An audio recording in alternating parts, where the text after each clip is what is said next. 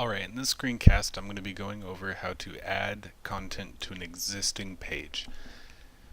I'm going to be adding a new product into the products page, so I go to the page that I want to edit, and I click Edit Page. That puts Concrete 5 into edit mode.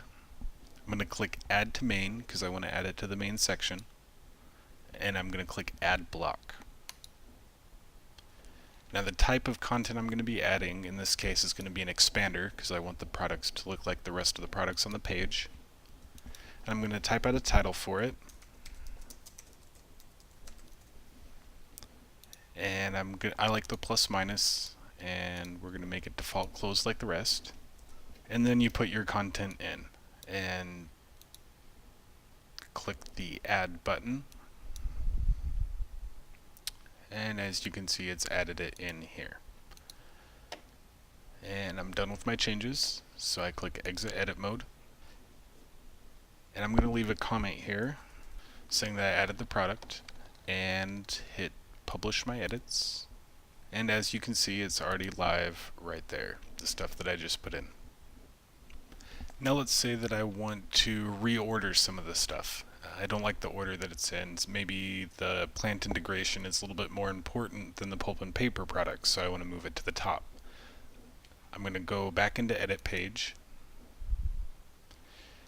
and I'm going to click and go to Move, and that puts Concrete 5 into positioning mode.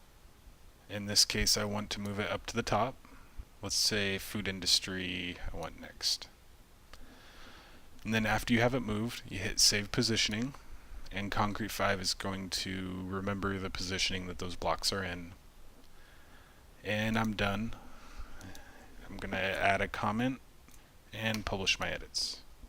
And now we are live with the new ordering of things on the page. Now this page, it's kind of bare and it doesn't give a very good explanation to the user on exactly what's going on here. I mean, it's kind of self-explanatory with a little plus sign here, but you know, you never know. So we're going to go ahead and add some new content in. And this time I'm going to add just a regular content block. And I want it to say something like, and I want to add some emphasis to the your part because it's all about the customer here. So I'm going to make it bold and maybe make the font size a little bit bigger than standard. And click the add button here. But I don't want it down at the bottom, I want it up at the top. So we're going to go ahead and move things around again. So I'm going to left click on it, go to move. I'm going to drag it up to the top. And I'm going to click Save Positioning. And then I'm going to exit edit mode, add in my comment, and publish my edits. Now that looks a little bit better at least. And now I'm going to be going over some new stuff here. I want to add some news and events here, because as you can see, it's a little bit bare at the moment. So I'm going to go to Edit Page, and we're going to add some content. I'm going to start out with just a regular content block to give people kind of a preview of what we're doing here. And I already have some stuff typed out here. So I'm going to copy that out and just paste it in here. Click Add. And there's our nice content block. Now I want to add some pictures of that event. So I'm going to go to Add Block again. And this time I'm going to choose a slideshow because I want to show a bunch of pictures in just a smaller area instead of spacing all of the pictures that I want to show out all across the page. So we go down to slideshow and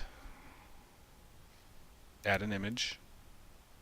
Now we haven't actually uploaded any images to our site here.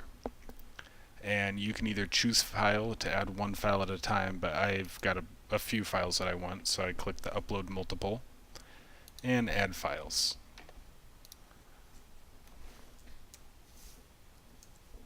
And I go to the directory where I've saved the pictures that I want to put on here, and I select the pictures and hit open. and it adds them all to the queue. And I click Start Uploads. And it's going to start uploading these photos to the site. And these are quite large photographs. I could have resized them on my computer before uploading them, which would be the smart way to do it, but I'm going to show you something cool that Concrete has built into it so that you don't have to, if you don't want to. Now the other thing I'm going to do is add all these files to a set, because they all have to do with the same thing. So I'm going to go down to the Add a New Set. If you already have some sets made up, they'll be shown up here, and you can choose the one that you want to add it to. In this case, you're going to add it to, something that means something to you about what these pictures are about. None of your visitors are going to see this, so it's only for you. And you click the update block, and now they're all part of that set right here. Alright, now these pictures are way too big. As you can see, each one's about half a meg, which is way out of control, and I'm sure they're actually quite large. So we're going to go through and we're going to edit each one of these to resize it. So you left click just anywhere in here and go to Edit. And it's going to load the photo into a site kind of web application thing called Picnic, which will allow us to edit the picture online, which is very nice. So it loads it in, and we're going to go to resize. Okay, this was dimension before, and this is quite large for a photo on the web, so we're going to resize it to something a little bit more maintainable. And it's got the keep proportions on, so it doesn't end up all stretched weird. And we click OK. And then we're going to export it, and that sends it back to Concrete 5 edited. And then we're going to go through each one on the list and do that, so that they're all the same size. So I did go to add a picture, but I actually kind of don't want to do that. I'm going to click close, and instead of doing that, I want to go to pictures from a file set. Since we put all of those pictures into one set, instead of adding each picture individually, we can just add the entire set. We actually have to go back in because we just added that file set. So go back to slideshow here. And now we have our file set that we created earlier. I want to change the duration to probably 2 or 3. 5's a little bit long because we just kind of want people to get a glance at what the project was about. And we want to display them in a random order, but keep the sets together. That way it's not just one right after the other the exact same way every time they visit the site. I'm going to click Add, and that's going to add in our slideshow here, which will actually start playing immediately. But we do have some more information we want to give about the project, but we don't want to take up the entire page for each project. If we get 4 or 5 of these, you're going to have a page that's so long nobody's going to want to look through it. So we give a little preview about what it is up here.